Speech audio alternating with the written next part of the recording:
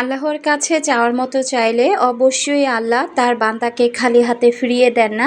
এটাই হচ্ছে তার বড় একটা প্রমাণ। আসসালামু আলাইকুম, সবাইকে নতুন আরেকটি লাইফস্টাইল ব্লগ ভিডিও দেখার আমন্ত্রণ জানাচ্ছি। গতকালকে ভিডিওটি যেখান থেকে শেষ করেছিলাম আজকে ঠিক সেখান থেকেই শুরু করেছি। ছাদেই ছিলাম, তো মা আর কি ফোন দিয়েছে, ভাই আর কি পাশে একটা জায়গা কিনেছে, সেই জায়গাটা আর কি দেখাবে। তো এখানে আমি, মা, আমার ছোট বোন আর ইনায়া, ইয়াফিস আসেনি, ইনায়া আর কি চলে আসছে আমাদের সাথে।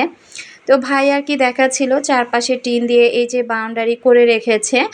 তো বাউন্ডারি করে এখানে আর কি কিছু গাছ লাগিয়েছে 2 দিন আগে, আরও কিছু গাছ এই যে ক্যারেটে আছে, এগুলো আর কি এখানে লাগিয়ে দিবে।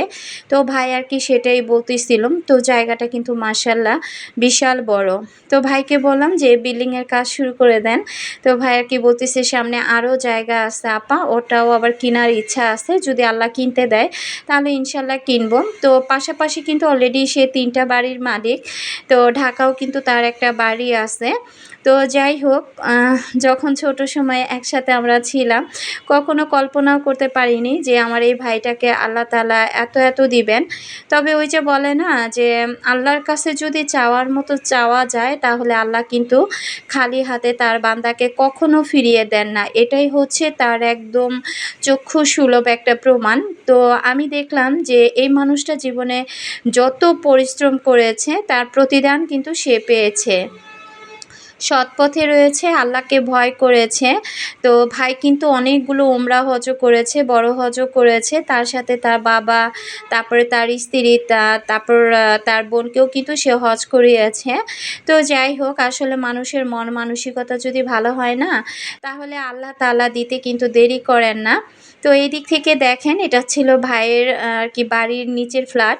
তো ভাই যখন আমাদেরকে দেখাচ্ছিল তখন ভাই আর কি বলতেছিল যে আজকে প্রথম উনি ওনার বাড়ির এই নিচতলার ফ্ল্যাটে ঢুকেছে। বাড়িগুলো কেমনে কিভাবে করা হয়েছে ভাই এইসব কিছুই জানে না, সব কিছু কিন্তু ভাবিই করেছে। তো এ পর্যন্ত যতগুলো বাড়ি কিনা বা ঢাকার বাড়ি বলেন, এই বাড়ি বলেন, একজন মহিলা মানুষ হয়ে যে একটা 6 তলা বাড়ি করা, এটা কিন্তু মুখের কথা না। তো এর মধ্যে একজন ভাড়াটিয়া এসেছিল, ভাই আর কি বলল যে আমি কিছুই জানি না, দোতলায় বাড়িওয়ালি থাকে, তাকে গিয়ে জিজ্ঞেস করেন। তো এটা নিয়ে আমরা খুব হাসাহাসি করতেছিলাম। তো ভাই আর কি দেখাচ্ছিল যে একটা ছিল 2 ফ্ল্যাটের ফ্ল্যাট, 2 আর কি 2টা রুম, একটা ছোট্ট ডাইনিং, তো ওইরকম একটা ফ্ল্যাট, আরেকটা ছিল 1 রুমের ফ্ল্যাট, আর একটা কিচেন, সামনে অল্প একটু জায়গা, একটা ওয়াশরুম। তো ভাই কিন্তু দোতলাতে থাকে। তো আমরা সব কিছু দেখে টেখে আমরা বিকালবেলার দিকে বাসায় এসে আমরা কিন্তু অলরেডি নাস্তা করে নিয়েছি। আসলে না কোথাও বেড়াতে গেলে আমার ভিডিও করতে ভালোই লাগে। তবে এখানে যেহেতু অনেক লোকজন, কে কী মনে করবে, কার ভালো লাগবে, কার ভালো লাগবে না, সেই চিন্তা থেকে আমি ওইভাবে কিন্তু ক্যামেরাটা অন করিনি। তো এইটা ছিল তার পরের দিন সকালবেলা। ভাইয়ের বাসায় কিন্তু আরও 2টা রুম আছে। তো 2 রুমেই যেহেতু মেহমান দিয়ে ভর্তি, ওই কারণে আমি ওই 2টা রুম আর কি কোনো ভিডিও আপনাদের সাথে শেয়ার করতে পারলাম না। আসলে ক্যামেরা অন করব, কে কী মনে করে সেটারও একটা বিষয়। তো সেই জায়গা থেকে আমি আর ক্যামেরা আর কি অন করি নাই। তো এইখানে সকালের জন্য গরুর মাংস দিয়ে খিচুড়ি রান্না করা হয়েছিল। আর অলরেডি কিন্তু রান্নাবান্না নিচে হচ্ছে। আজকে যেহেতু শুক্রবার আর কি, শুক্রবারই খাবার-দাবারের আয়োজনটা করা হয়েছিল। তো আয়োজনটা কেন করা হয়েছিল আর কি, ভাইয়ের ইচ্ছে ছিল যে ভাই এবার বাংলাদেশে আসলে তার বাড়িটাও যেহেতু কমপ্লিট হয়েছে, তার যত লোকজন ছিল, এটা ছিল হানিফ ভাইয়ের বড় ভাই, আর ওই যে মাথায় ঘোমটা দেওয়া ওটা ছিল ভাবি। এদিকে কিন্তু এই যে আমাদের সোনামণি ঘুমাচ্ছে। তো আমার ভাই আর কি আবার ফোন দিয়েছে। তো আমার ভাইয়ের সাথে আর কি কথা বলতেছিল। ছোট বোনটা নিচে বসে আছে, সেটাই আর কি ভাই বারবার বলতেছিল, নিচে কেন আমার বোন বসে আছে।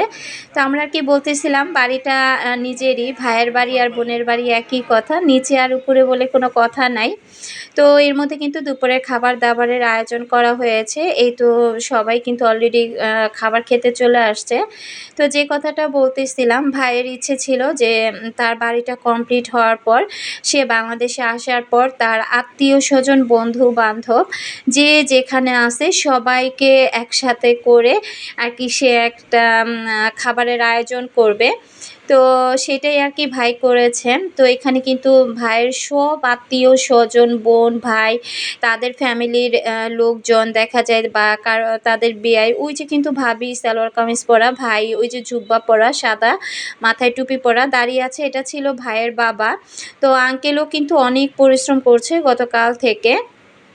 তবে দুঃখের একটা বিষয় কি যে আসলে আন্টি মারা গিয়েছে। আজকে যদি আন্টি বেঁচে থাকতো তো তার ছেলের এত উন্নতি দেখে আসলে সে অনেক, অনেক খুশি হতো।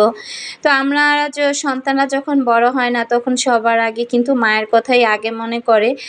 পৃথিবীতে যদি সন্তান সবচাইতে সুখী হয় এবং বড় কোনো কিছু হয় তখন কিন্তু দেখবেন যে মা সবার আগে বেশি খুশি হয়।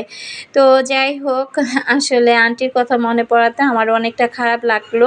তো আঙ্কেলকে আমি বারবার তাকিয়ে দেখতেছিলাম যে এই যে সারাটা দিন সে এত, এত পরিশ্রম করেছে তার ছেলের এই আয়োজনে আমি পুরাই অবাক হয়ে গিয়েছি।